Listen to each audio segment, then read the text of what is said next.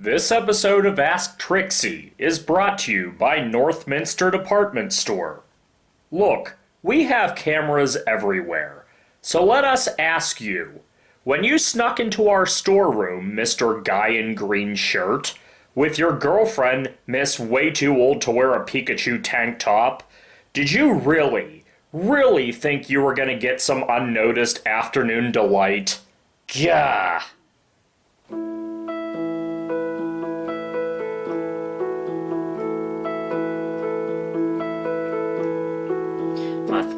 Muskrat, candlelight, doing the town and doing it right in the evening. It's pretty. I am so sorry. I did not know the camera was on. You should not have seen that. I have better musical taste than that, I swear. Get this out of here. Yeah, sorry about that. I lost track of time a little bit, and I picked a really unfortunate moment to try and pay tribute to the captain as well as tennille. But don't worry about that, because this is indeed Ask Trixie. I am Trixie, and you might be wondering, hey chick, aren't you usually real lazy about these? You know, it takes you forever to make new Ask Trixie episodes. You just did one. What's the big occasion? Well, the last one I did so well. I got so many views. I was so shocked. And I got questions already, right? You folks have questions. So, I need to answer those important questions. I got them in my journal here. I got 3 this time again. So, oh, that's right. The first couple are about horror movies. So, I seem to be in the wrong spot for that. Horror movies. Oh, I know. Alley up. Alright, I am back down here with my horror movies, and it is a much more appropriate spot because my first question... Actually, you know what? My first 2 questions are pretty similar. I think I'm gonna combine them. They're from different people, but they kind of touch on the same subject. So we got number 1. What do you think about sequels to horror movies? That's from Angel. And then from Sarah, we have, why are so many horror movies getting the reboot treatment these days? Both very good questions in 2 kind of different topics, so let me go through those one by one. Horror movie sequels. Oh, there's so many. What would horror movies be without sequels? I mean, just look at Halloween here. We got so many of these, and then we got the newer one, and there's another one coming out in 2020, and get the hell out of here day after Halloween, fake-ass sequel. But anyway, I was thinking about this one, and something occurred to me. You know, sequels work so much better for horror movies than they do for other movies, right? Like, imagine if they made 10 more Caddyshacks, right? Because Caddyshack 2 was a real stinker. Didn't live up to the first one at all. You know, it was just like a pale imitation, right? Well, imagine if they just kept dragging those out. It wouldn't work. You can't do that with a lot of regular movies. Maybe they'll make 1 or 2 sequels, but even then it's like, yeah, these characters are kind of played out. The thing with horror movies, though, is they can really, pardon me, they can really flex their wings when they make all these sequels because they can come up with all sorts of new ideas, all sorts of other challenges for the killer to pose. And if you think about it, there's a lot of really well-known horror sequels, like look at Army of Darkness or Nightmare on Elm Street 3. I mean, that's a real popular one. I do think sequels are better, though, when they don't suffer from sequel fatigue. Ooh, that's a bad idea, because people just get sick of it. Like, remember Paranormal Activity? Like, they'd bring them out year after year after year, and it was like, I don't give a damn anymore. I don't care what Katie does. And I was thinking, you know, another one like that where you just got worn out after a while. I think they were coming out year after year was the Saw series. But they did the right thing, because Saw 7 didn't do so great. I think they were going to go to 9, like, non-stop, year after year.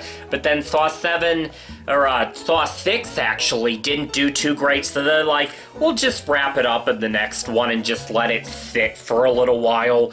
That was a perfect idea, because then they took some years off. Eventually, Jigsaw came out, that was the 8th one, and people were pumped again. They're like, oh, new Saw finally. I didn't know if we were ever gonna get one, so the enthusiasm was still there.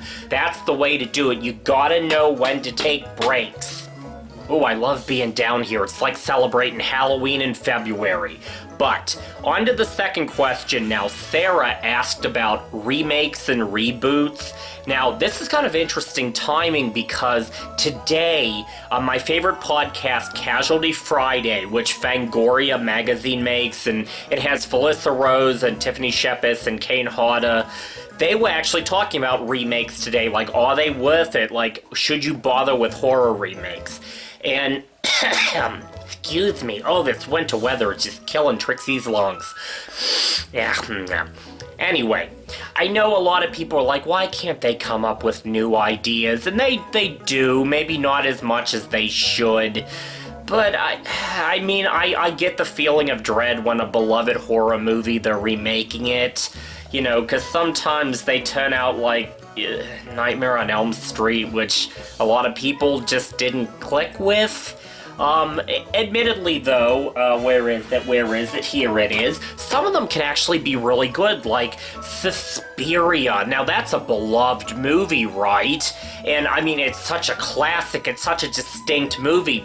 And so when they said they were going to remake it and make a modern version of it, people freaked out. They were like, you can't touch Suspiria.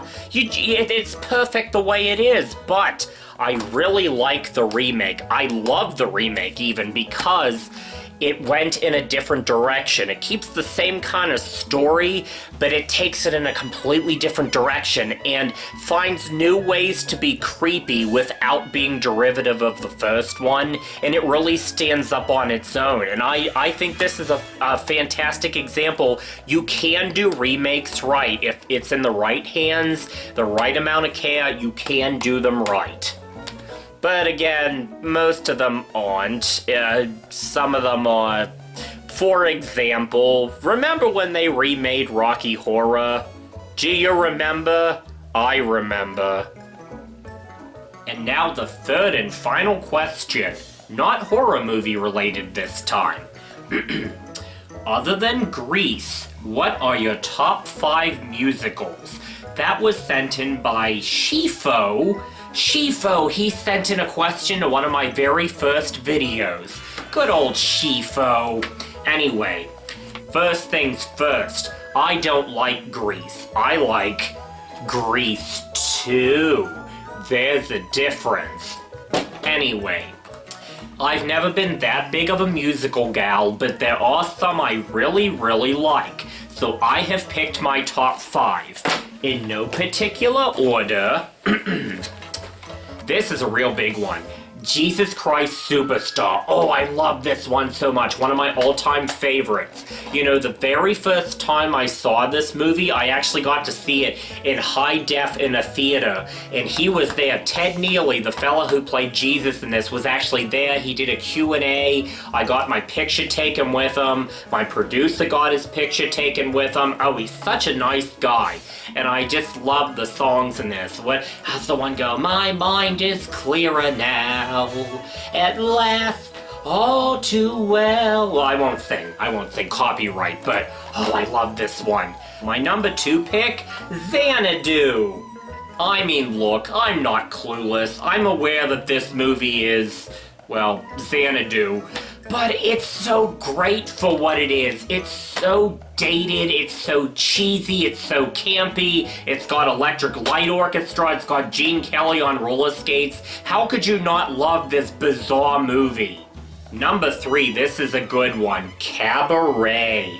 I've really tried to study, the history of Cabaret, because it's got such a history. I have the novels by Christopher Isherwood that it was based on, about his time in Germany, and, of course there was a Broadway show, and, they've made so many movies out of this story. And I've seen it live. I saw it at the Benedum Center in Pittsburgh in the front row. Everyone left crying, including myself. Oh, that one hit me hard. The way they did the ending of that. Oh. Number 4, I know people wouldn't generally consider this a musical, but it's such a musical movie, how could you not? Walk Hard. Oh, I was so sad that this movie tanked. I was pissed. I was really pissed off. You know, I love John C. Reilly, I love everything he does, and this movie is just brilliant. Especially, you know, if you go into it, you know, because it's kind of, it starts out as a spoof of, like, Walk the Line, but it touches on so many other, like, musicians and stuff, and spoofs things that happen to them, and the more you know your rock history, the funnier it is. Like, he goes through, like, his Brian Wilson period, and he goes through a period where, the drug period where he meets the Beatles and all kinds of stuff, and the music is fantastic. They had John C. Reilly really fleshed out, like, Dewey Cox's back catalog. So if you still somehow haven't seen Walk Hard, even though, you know, it tagged, but everyone quotes it. You ever notice that? Everyone seems to know quotes from this movie. It's like, you know, it's like Anchorman. It's lodged in everyone's noggin. See Walk Hard. And finally, like Xanadu, whether or not this is a good movie is heavily debated. I know, it's campy, you know, the acting leaves something to be desired, especially its star, may he rest in peace, but this is still one of my all-time favorite movies, Purple Rain. I mean, yeah, it goes without saying, the songs are fantastic, the album is incredible, but this movie, I mean, it's everything you could want in a Prince movie. This movie starts exactly how a Prince movie should. Dearly beloved. And not even just Prince, who really throws himself into this. I mean, we get the time, they sing Jungle Love. Oh, you know, again, it's not a masterpiece. It never tried to be a masterpiece, I don't think. But, you know, give it a shot. It is legendary. It's legendary for a reason. I think it's a great movie. It's a fun movie. You will be entertained by Purple Rain. Well, that just about wraps up another Ask Trixie. So if you have questions, doesn't matter what they're about, or if you need some advice, leave it in the comments down below. Hit subscribe if you haven't already. Tell all your friends, your family, your grandmother, watch Trixie. She's gonna have new things coming soon. I think all that's left to say is that you lovely people should have a good day or evening or afternoon or morning or whenever you're watching it. Oh, you know what? I can't ramble like that. If I don't cut right to the ending, my hand doesn't know what to do. So, you all have a good day.